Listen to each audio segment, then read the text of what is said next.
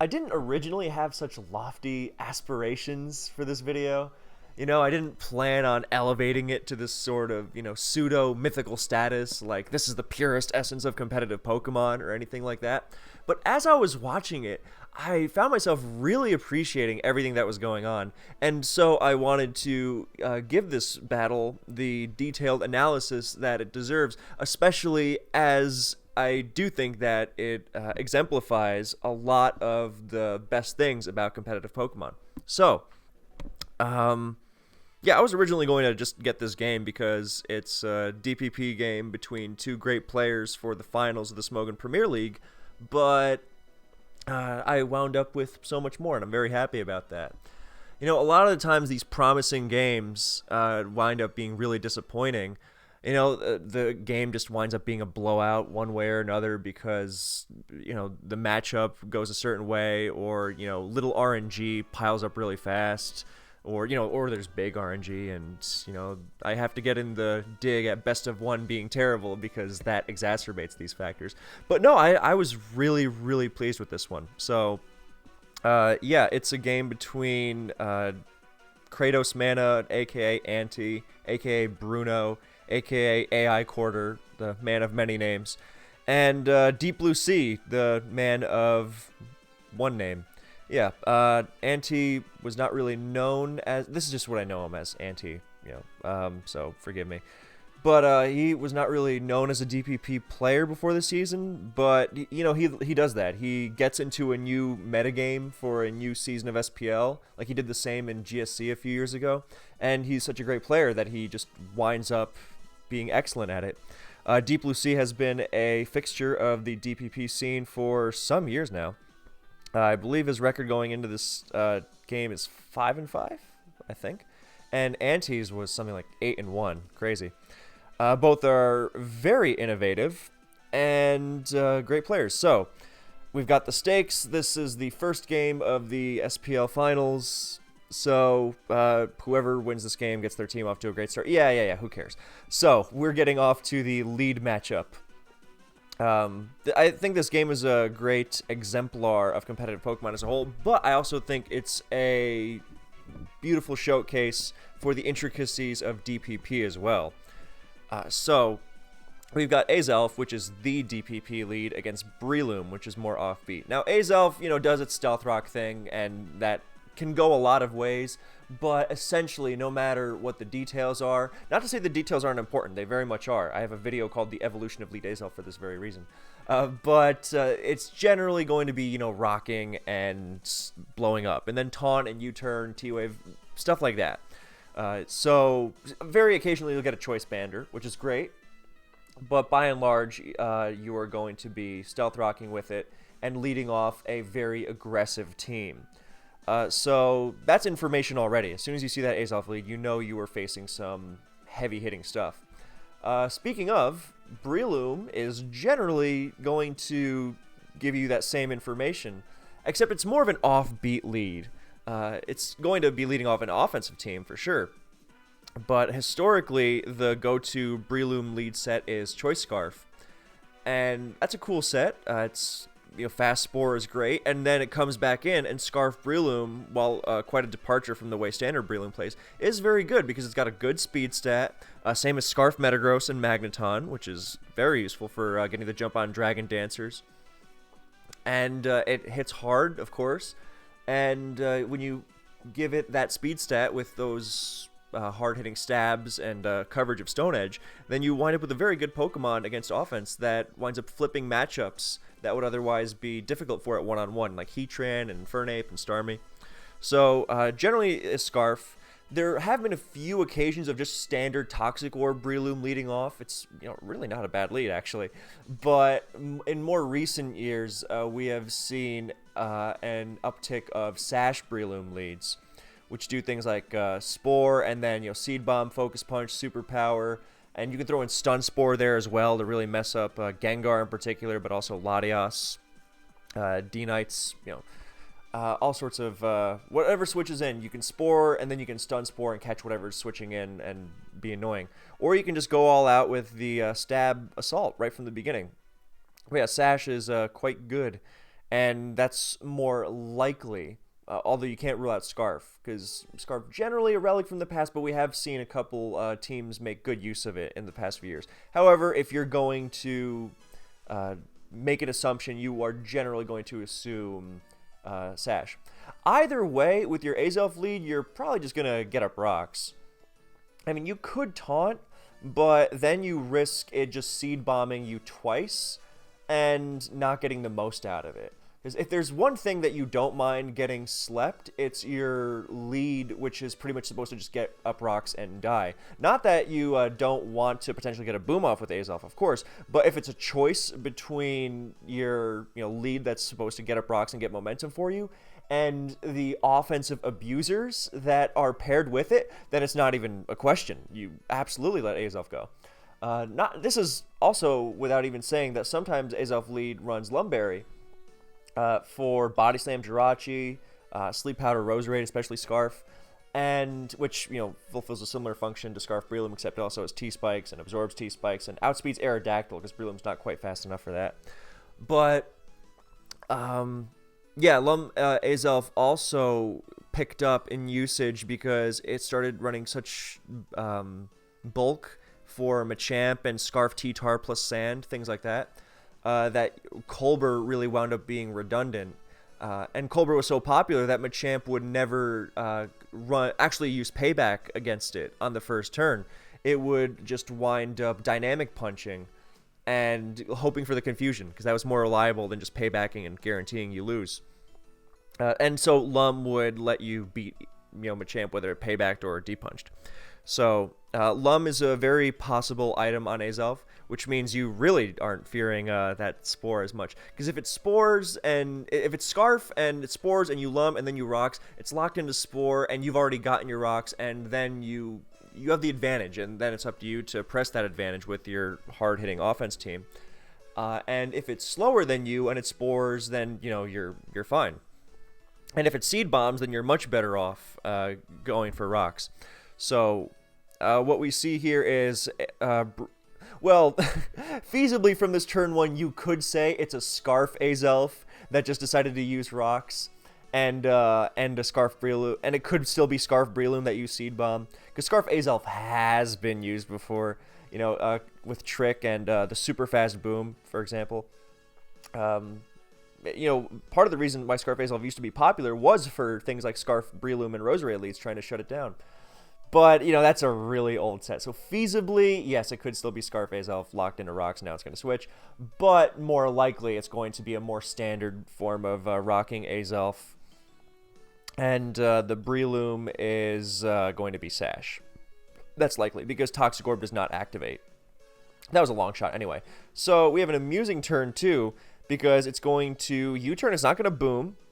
And that's significant because, yes, you don't mind your lead dying for momentum, but if you can preserve it as death fodder, that's really big. And because a lot of the time players will want to play it super safe, and they'll be like, oh, I'll just let this thing die, and then I'll get my next thing in for free. But which is, of course, depending on the context of the game, not bad at all. And, later in the game especially, it tends to be very useful to really preserve your remaining Pokemon to get the most out of them, preserve their health. But early in the game, when you still got a healthy team and you can get that death fodder later, especially in games that tend to be so bang-bang, you need all the sacrifices you can get. Then if you can preserve your death fodder Azelf, then that's great. You don't even need to get the explosion off with it. Just letting it die to something will be invaluable. So I like that U-turn there as opposed to exploding. And Breloom is not too likely to use Spore there, so no need to taunt. So U-turn doesn't do very much. So lots of bulk on Azelf, as is its standard nowadays. And we see something funny in Azelf falling asleep, and that is because Sash Breloom lead runs Effect Spore for things like this. You can chuck it into like a Scarf Flygon U-turn or something, or like a Jirachi Iron Head and punish it. Because the likelihood of you managing to turn the opponent's use of Toxic or T-Spikes against them with Poison Heal is not as likely. And because if you're running a Sash Breloom team, you're also running a very fast offensive team. You want to get as much out of it as possible instantly, It's not about the longevity with Poison Heal for you if you're running that kind of team. And here we see it pay dividends, because now even if Azelf does come back in unscathed, then it's going to sleep and it's not going to get a boom off, so that's significant. But it also means that Anti really doesn't have to be afraid of his switch in getting spored. Although with the switch being Jirachi and it not showing lefties, it is not at all unlikely that it's a Lum Jirachi, which has become very popular on offense for other Jirachi and Breloom Spore primarily. Also things like Rotom Will-O-Wisp, Blissey T-Wave, Zapdos Discharge, all manner of status. Because that's really disruptive. Because a lot of offensive Pokemon, when you're running things like Life Orb or Resist Berries, and you just throw out status, it's such a good thing to throw out most of the time, because it doesn't matter if the Pokemon resists it or whatever, like with an attack, because it just hits everything. It's kind of like, to draw a lofty example, Kyogre is really strong, but it gets destroyed by entry hazards and Leech Seed and Toxic and stuff like that. The power of not just passive damage, but status in general. So, yeah, Lum winds up being an extremely good choice on Jirachi. It lets you switch into Machamp Dynamic Punch once. That's amazing. Potentially twice if you come in on a Payback or an Ice Punch, and then you can still switch in later. It's all sorts of applications. So it's very possible that it is Lum there. And the likelihood of Breloom using Superpower there is, almost nil. So, good move either way. And now Breloom's going to run away to Heatran, which is going to scare it out. No lefties, and very likely going to be the rocker. And in comes Gyarados as Heatran gets at the rock. So if Heatran's going to be your rocker, you got to make sure you can contend with Gyarados coming in at full health in some manner.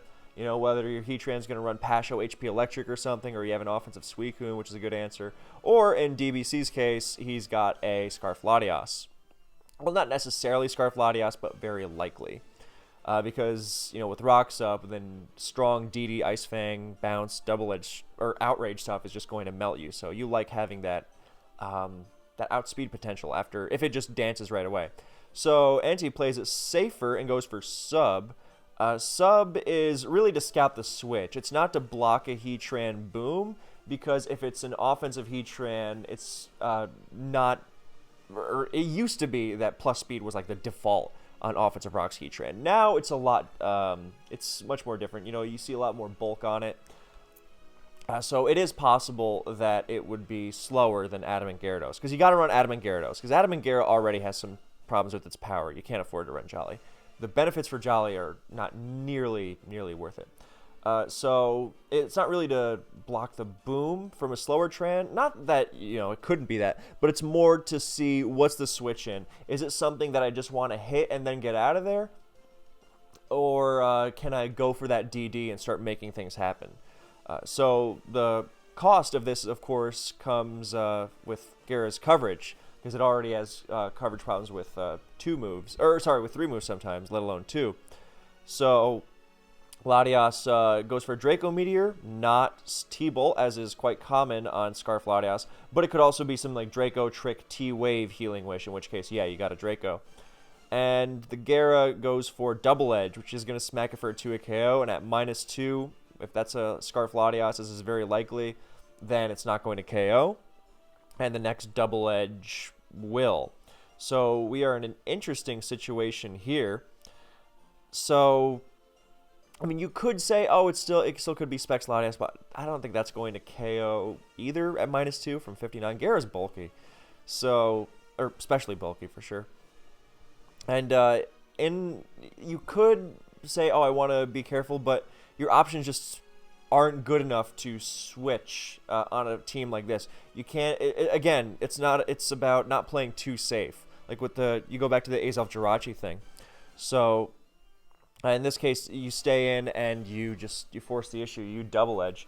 You either take the Latias down. Taking Latias down is really valuable, and assumedly you will have other ways of dealing with Heatran.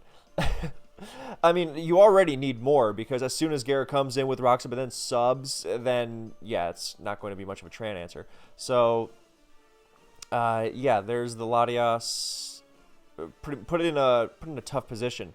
Especially because if you are facing a hyper-offensive team, Scarf Latias is a great Pokemon, because it runs because it outruns, boosted sweepers and can trick, T-Wave, Draco. It's one of the best Pokemon to have, so you don't want to sacrifice it this early in the game. The problem is, if you're switching Scarf Latias into a full health DD Gyara, you probably don't have much in the way of better answers. But at the very least, you have enough pressure on the Gyara in this specific situation to where it's not going to DD. I mean, I guess if you sacrifice something and it DDs and then it KO something, then Latias just comes back and outspeeds it anyway. But if it doesn't DD, then you can threaten it out with something else and force Ante to reveal another Pokemon. Or, sacrifice the Azelf. And then he has one less sacrifice later. So, Breloom comes in, and it is going to get smacked by Double Edge, and Effect Spore does not trigger again. It would have been devastating if a paralysis went off. Although, feasibly, it could be a Lum Gyarados, which it's also a great item.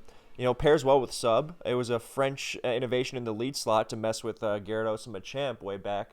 But now, for Body Slam Jirachi, it's also great. And helping with Machamp, just in general, it's great. Or Lava Plume Heatran lets you actually switch into that, which is kind of important.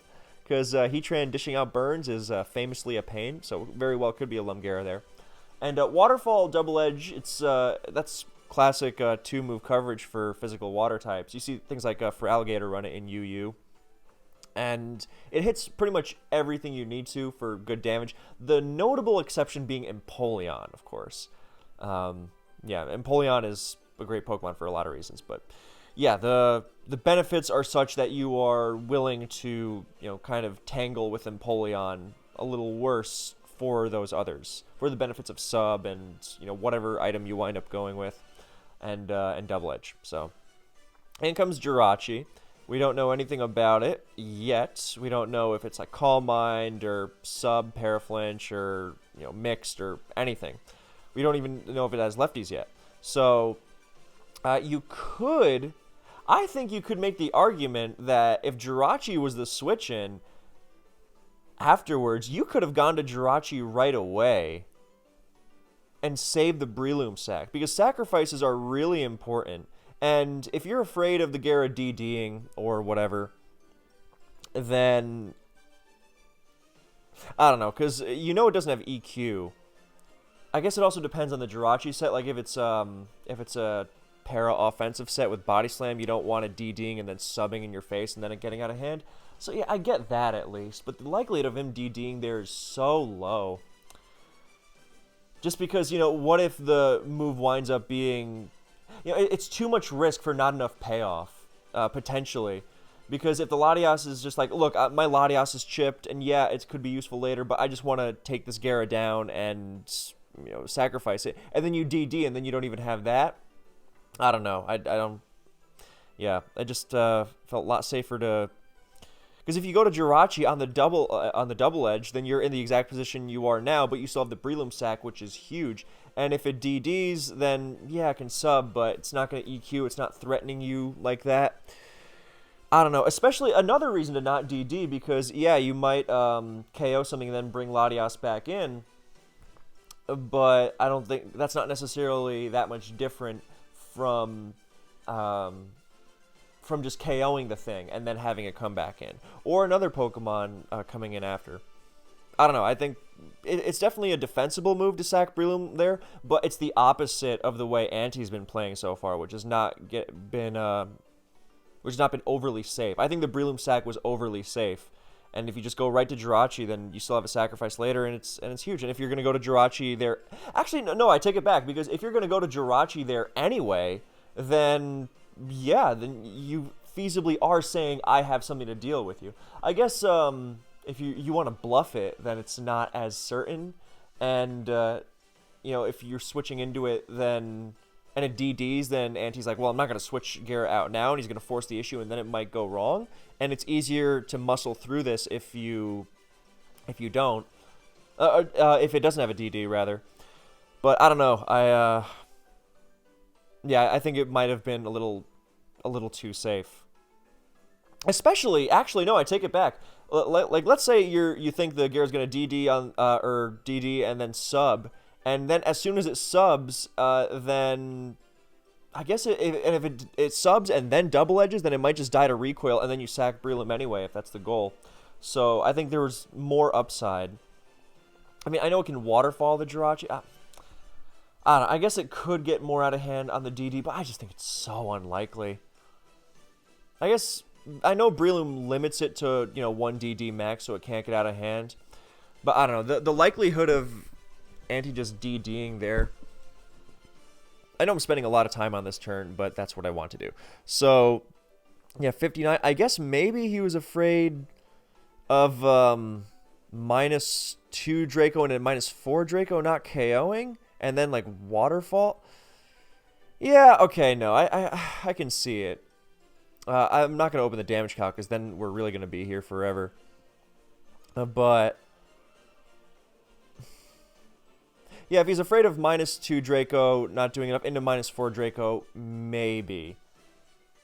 And then it DDs twice and then starts waterfalling. I don't know. You know why I'm really not a fan of the, what if he DDs thing? Because there's not enough, not only not enough potential upside for Anti, but not enough certainty that the DD is going to lead to something. Also, Latios is still going to hit hard. Yeah, it's not enough certainty that the DD is going to make enough of a difference as opposed to the guaranteed damage you want to spread. Because, like, let's say you DD and then Draco and then switch out on DD again, there's priority or something, and then you didn't even take out the Latias when you could have taken out the Latias. Whereas if you straight double edge and Latias tries to stay in, then you've taken it out, and if it's going to switch out and sacrifice the Breloom anyway, then that's going to happen regardless. I don't know, there's not enough certainty that you are going to get something particularly worthwhile for your DD, whereas if you double edge, then you are a lot more certain to get something done either way, and taking out the Latias is, of course, really good. And you could say, well, taking out the Latias is so good, then of course he's going to sacrifice it, and then you go for the DD.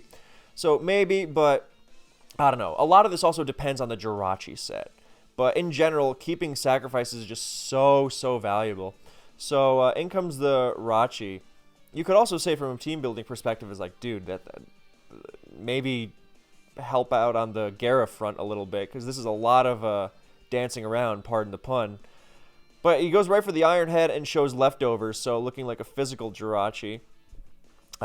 So yeah, I guess if it is a Jirachi that doesn't do so hot against Gara one-on-one, then I don't know, with the upsides of switching into the double edge are just so huge that I think it should have, I don't know, maybe it was considered, but playing too safe, I mean, I'm repeating myself, I know, but I really want to hammer home how important that is. So, Heat Train comes in, gets a Flash Fire boost, and that's potentially nasty. In comes Tyranitar to deal with that Heat Train. And no Fire Blast, Lava Plume. So definitely feeling more like a bulky Rocks Tran with like Custap or, probably. Or like a Pasho or Lum or something. But lots of bulky Rocks Heatrans still run some sort of berry as opposed to the lefties you would expect. Especially because not having lefties helps you fake running a more offensive set. So that Heatran was expecting to absorb like a Fire Blast, maybe an Earth Power, rather than sacrificing Gyarados. So see, that's another, I think that's another example of not playing it too safe. I mean, I say that as it dodged the Lava Plume burn, of course. But, Effect Spore did activate earlier. Also, sacrificing Breloom means that Azelf now gets sacrificed and there's no way to put anything else to sleep. Not that it's likely against an offensive team as fast as Antis, but hey, Jolly Breloom was faster than Gyarados, faster than T-Tar, faster than Adamant D-Knight, which is almost certain to come on this team. The real question for is what the last is. Very likely Agility Metagross, as what most people are going to be thinking. Or like Lucario or Kingdra or something, but I think Metagross is by far the best. Yeah, so this is another example of not playing it too safe. T-Tar coming in there, and yeah, you could have sacrificed Gara. You could have sacrificed Azelf. It's like, with the Breloom down, it's a perfect excuse. But with by getting T-Tar in when you think it's safe, or when it appears, safe, then you still have the threat roughly to the same extent that you would before. I realize there's a lot less risk involved than, the Gera DDing in that previous example. But here you have T-Tar coming in, and it's going to be roughly the same level of threat whether it switches into Fire Blast or not. So preserving its health is just not as worth it. So it's not an exact equivalence, I realize that, but I'm just trying to hammer home the general idea. And he still got both of those sacrifices for later, and that is a huge advantage, in addition to the Pokemon advantage he already has. So he's got his T-Tar in, not getting burned. I mean, it might be a Lump T-Tar, we don't know yet. And now he's threatening, and now he's really, looking good.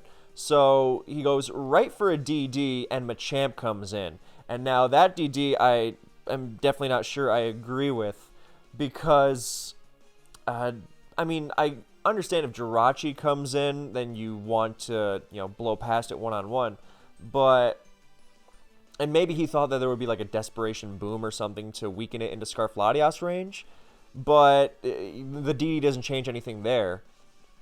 And I think it's a lot more likely that DBC is going to have some form of T-Tar answer, and since T-Tar is going to have a significant defensive place, and since he's trying to deal with Heatran, first of all, because T-Tar's job now is Heatran killer, right? So if Heatran stays in and attacks it, and then switches out and is preserved, then you are going to have a lot more of a problem with the Heatran, which is big because it's stuffing your Jirachi. So I think in the interest of not giving a complete free switch, not necessarily to Machamp, but Jirachi or whatever, or a water type, as like Suicune, Swampert, that's the other thing I was thinking of, or even like a Metagross or something, then I think just going right for an attack, like a Stone Edge, Earthquake, whatever, is going to be much more direct, because if Heatran stays in, you are helping out your Jirachi so much.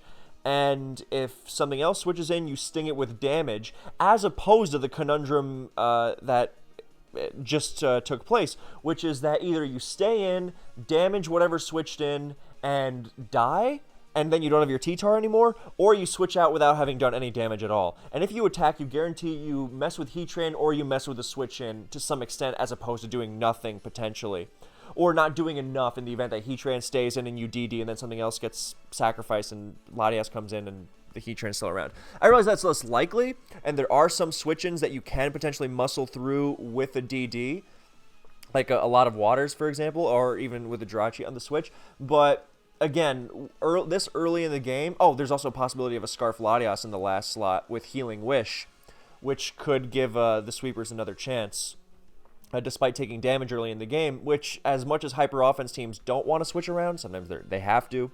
So that's why Healing Wish is really good. Hey, the Healing Wish could also be on Jirachi. That's also very possible.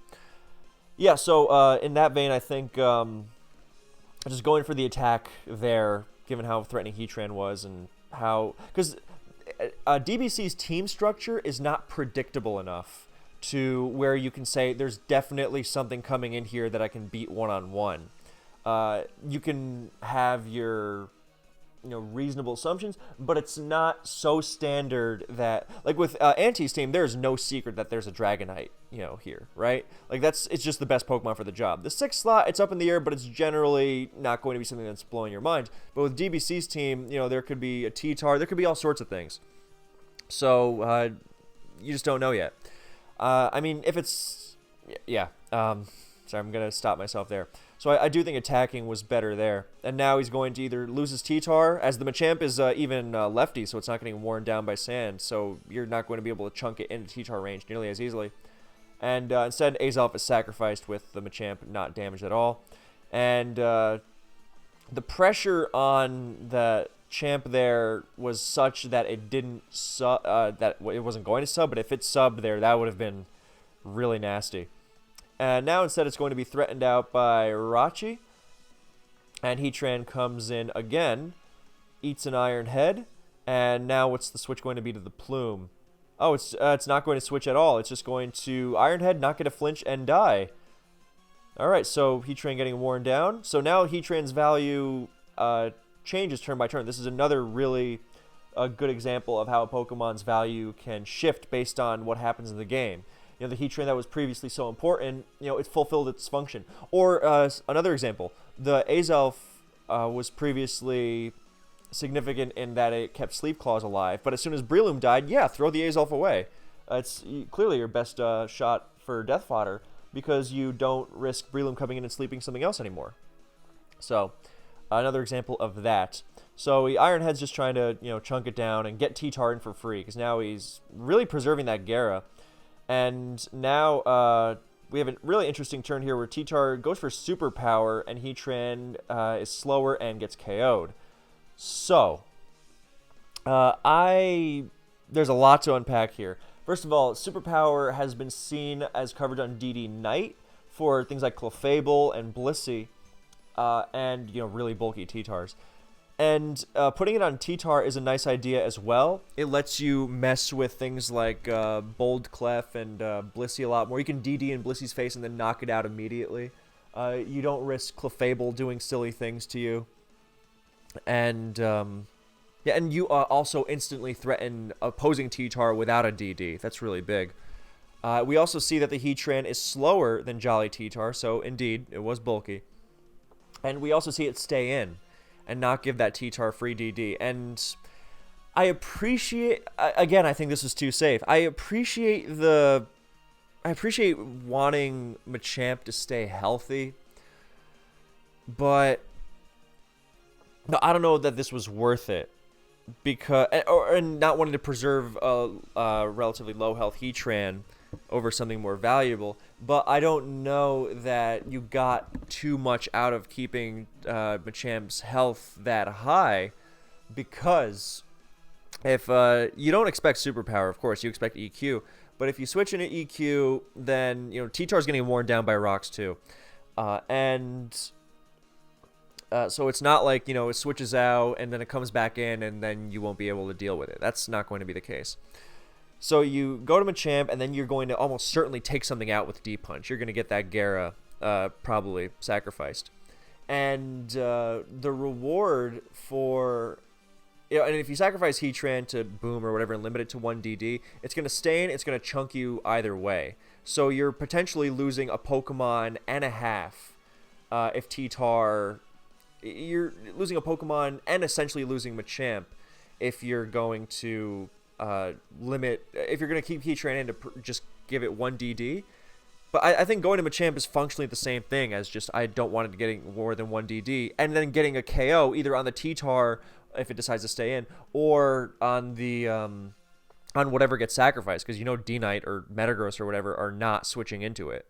So you claim that KO, and then you still have the Heatran sacrifice for later. I think this one is a lot less contentious than the Breloom one, where I at least could understand. But I think it's still a symptom of playing it too safe, because, Machamp switches into T-Tar. That's what it does. It switched in before, and now it's, taken a round of rocks. I don't think that this was enough of a difference at all to warrant the Heatran sacrifice, because now you still have the Machamp at good health, yeah, but it's going to get chased out by Dragonite or whatever. And to be fair, DVC does have a good advantage in terms of Jirachi being really annoying, especially depending on what that last is, especially if it's Latias, then yeah, for sure. But you're not risking the Jirachi, which tends to be your most important Pokemon's health when dealing with unknown offensive threats, because Jirachi takes hits from pretty much everything. So, yeah, and Machamp's health, on the other hand, tends to be a lot less important. Like, yeah, it's going to be out of Gyarados waterfall range or whatever, but at this range, Gyarados is so weak that, I don't know, you're not going to... I don't know. I get it, but I don't think it's worth it. Especially because if you're trying to preserve your Machamp's health, you're going to have to go to your Machamp afterwards anyway, if it DDs. And then you're going to take that hit regardless. So you're not even preserving your Machamp's health very well by doing this. If you're losing a Pokemon to preserve some portion of your Machamp's health, because if the T-Tar DDs on the Boom, then then it's not gonna switch out. It's going to stay in and do as much damage to the Machamp as possible, and then you haven't even preserved much of your Champ's health at all. You lost more health than total than if you had just switched right to it on the DD, because if you switch in on an unboosted EQ then you will take a certain amount of damage, and then T-Tar is a lot more likely to switch out and preserve itself, but you've still got a decent chunk of health. But you're not going to preserve your Machamp's health for whatever lies in store beyond to any reasonable degree if it DDs or if it EQs by preserving. The only way you really do is if it EQs and then Heatran stays in. That's it. And in that case, you can go to Jirachi. You don't even have to go to Machamp. But I think, I don't know, losing Heatran like that when... I mean, now, like, when D-Knight outrages, then you are much more likely to lose a Pokemon as opposed to having a perfectly good Heatran to sacrifice to it. So, yeah, I don't know. Also, Agility Metagross is looking quite threatening to DBC's team if there's not a Water-type Blast or something that can deal with it. So, and if Heatran has a Custat Berry, which is very likely for these kinds of bulky these kind of bulky trans, then that makes it even more important to preserve it because it can give it some sort of a counterplay against a threatening Agiligros. So, yeah, I really disagree with keeping that. With keeping Heatran in there and not just going to Machamp. It's just, for all the reasons I outlined. I spent a lot of time on this one, I know. Heatran goes down. And now this one I'm really not sure about because I just talked about the whole Agiligros thing. And yeah, Gara is going to be one of the Pokemon that can take a hit from it. You're not going to beat Agiligros by, countering it hard with a team like this. You're going to hit it as much as you can and then take its hits and then... because Agiligros is not going to crumple to one opposing hit. So you got to hit it with, Machamp as it sets up, or Jirachi, or whatever. And then keep Gyarados' health active.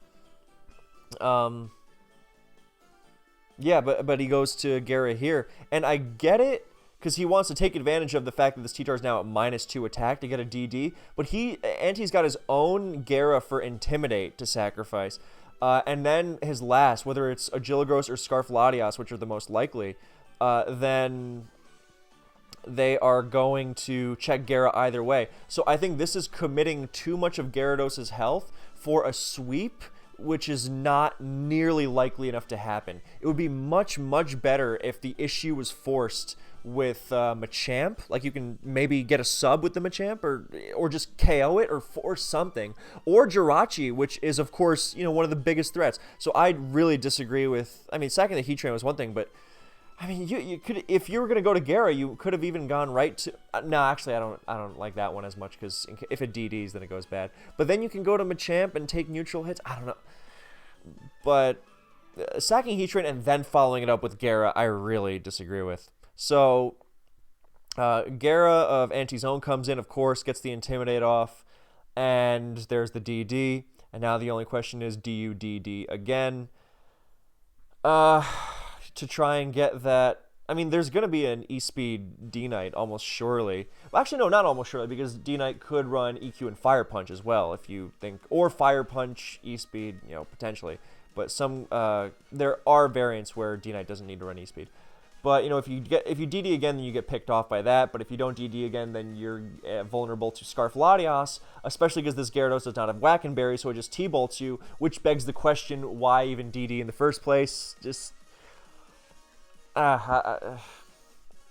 yeah, or why sending Gara in the first place, rather? Forget the DD part. That part's almost irrelevant. Yeah, you probably just... no matter what... I guess you force the reveal of the last more efficiently if you just Waterfall. But what we see that's really cool here is the Custat Berry on Gyarados, so it gets the double edge off, and that's just perfect. So... here we see the sub and double edge recoil of Anti's Gyarados used to its advantage because it gets off Custap, which is really big because now you have your Scarf, Latias, for example, against the low health +1 DD Gyara. Bam! A boosted double edge smacks it.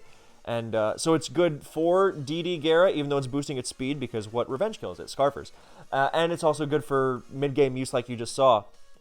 So it really cements the fact that Dragonite's going to revenge it with E-Speed, or, whatever else is not going to have any trouble picking it off, because it has neutral attack and at very low health.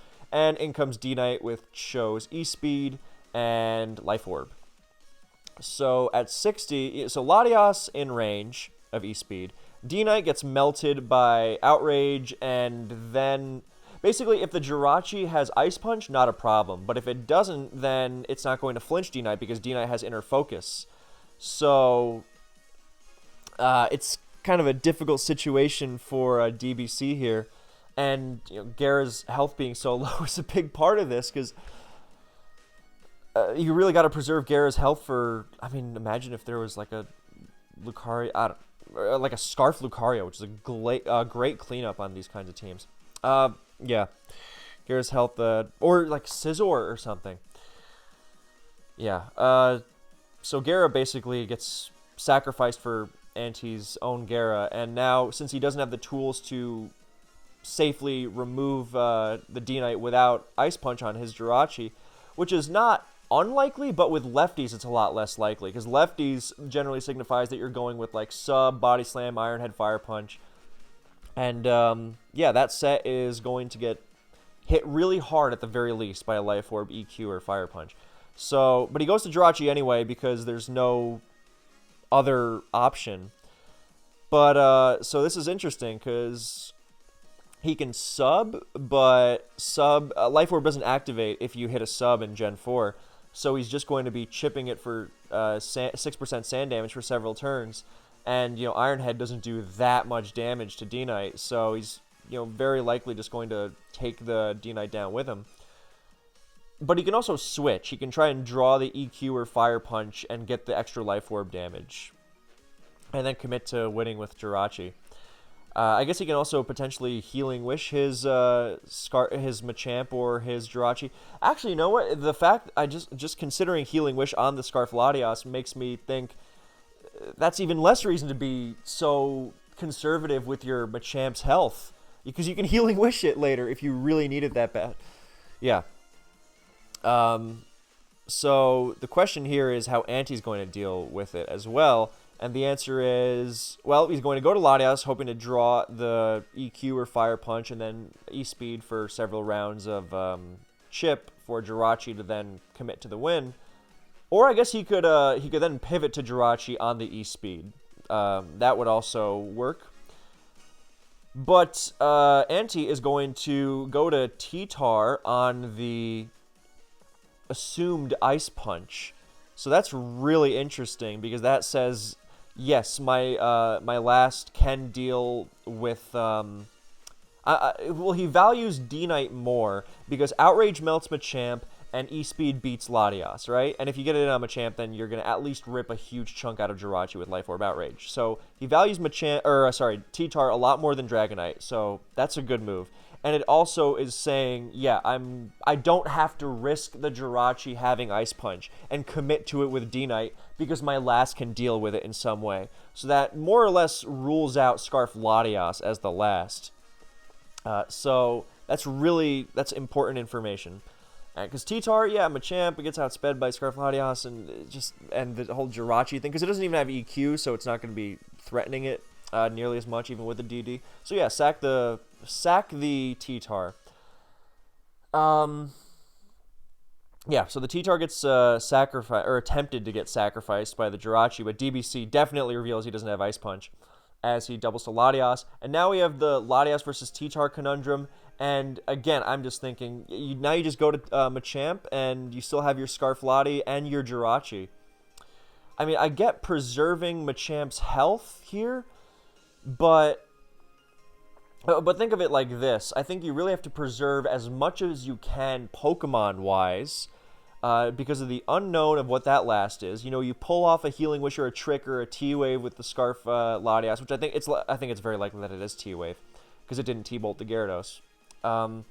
And so you preserve that, because even if you sacrifice Latias here, then let's say you Draco, right? And you bring the T-Tar to low HP, and then you go to your Jirachi and you finish it off, and then the last comes in. What's D-Knight at after Rocks? It's going to be 25. No, sorry, 35. Yeah, 35, so it's out of Iron Head range. I guess you can sub, but And then, but the whole reason why Anti sacked this T-Tar in the first place is because he knows he has a last that can deal with Jirachi. So you don't want to put all your hopes on Jirachi.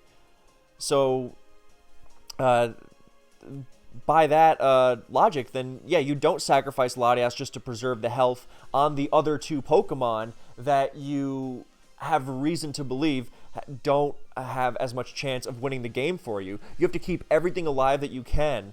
And in this case, then I think Machamp coming in, because if you're going to be slower than the T-Tar, so you're not preserving health on that. You would only be sacrificing Latias to preserve health on your Jirachi, which again, we just went over why that's not going to be worthwhile, because he's going to have the last that can deal with the Jirachi. So, and then he's got the D-Knight for Machamp. So that's not the way to go.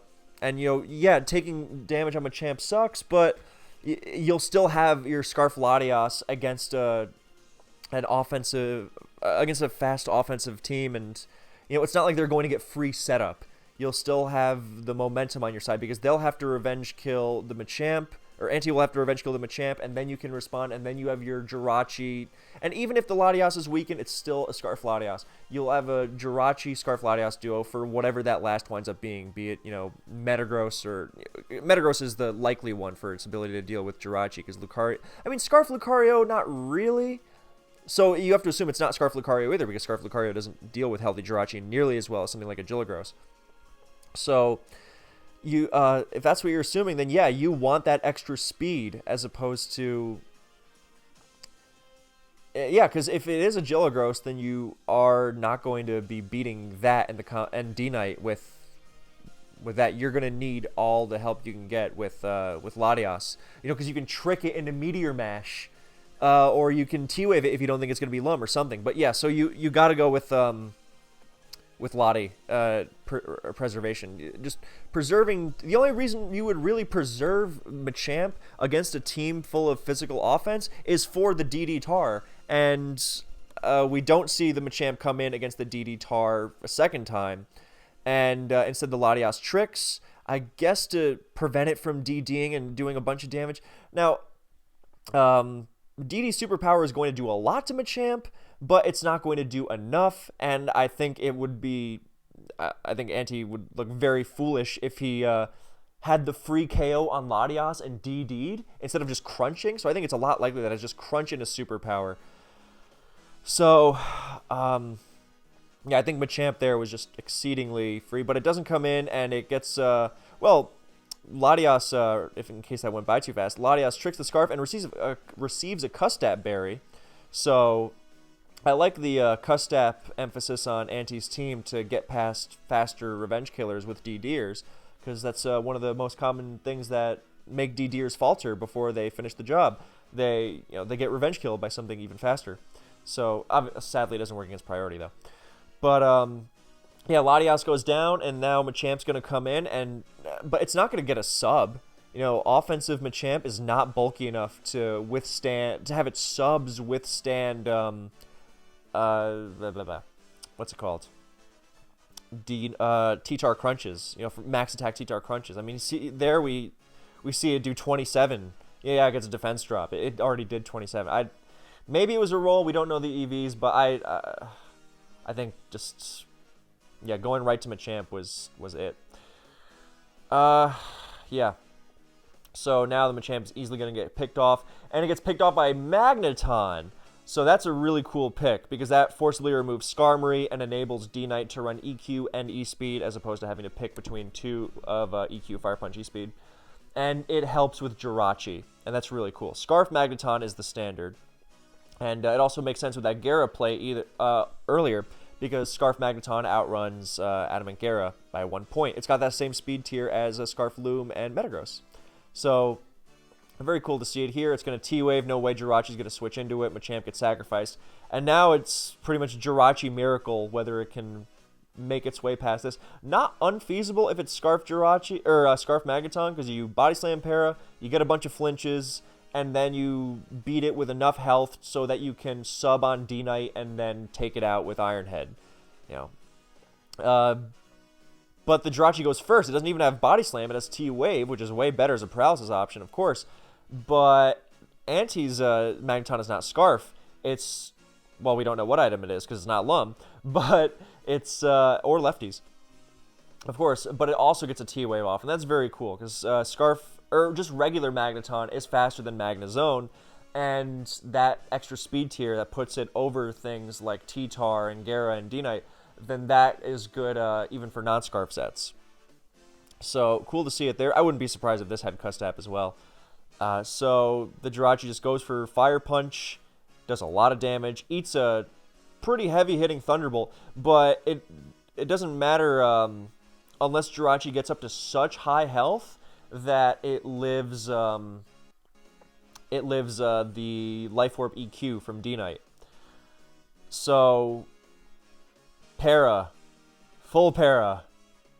Well, that's actually very helpful for DBC because it's we don't know his EVs or anything, but it helps put him out of range of, or it's getting him closer to being out of range for that Life Orb EQ. Another one of those. And he can't Iron Head and hope for Para Flinch, because then he might just trigger the Magneton's Custap Berry and then really, take himself out of the game. I guess what he feasibly could do, actually, that might even be the play. He could go for Iron Head, get the Para Flinch, and then when the Magneton goes faster with Custap Berry and T-Bolt, then you sub on that, because you have enough health to live at this point, to live the T-Bolt and get a sub up. And then you're faster on the next turn, and then you Fire Punch it, and then you win, barring paralysis luck, of course. So that might even be the move, to Iron Head into Custap. I guess you risk, by subbing, risk that it's not Custap Berry, but I don't know what else it would be. It's not Lum. It's, yeah, so I think Iron Head would be the move. He goes right for Fire Punch. He doesn't want to trigger that. Yeah, so now it's all up to if D-Knight can take it out with Life Orb EQ from 77 point something.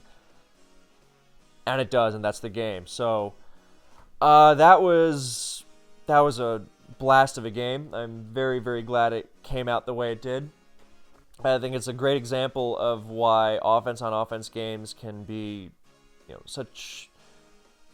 there's so much to think about on every turn, and that's and when you have such a high level of analysis going into every turn, as is demanded by such fast-paced games where every turn matters so much, then you are really, really stretching those Pokemon muscles, because it's easier when you have the game stretch out over a longer period of time and things kind of reveal themselves to you, and there's more of a lackadaisical pace. So not to say you can slack off in those games, certainly not, but you really, really understand it when there's this level of demand, when you put this much thought in every turn, which is why this video is so long. Thank you so much for watching. I hope this was of some use to you. I hope you enjoyed it, and I will see you in the next one.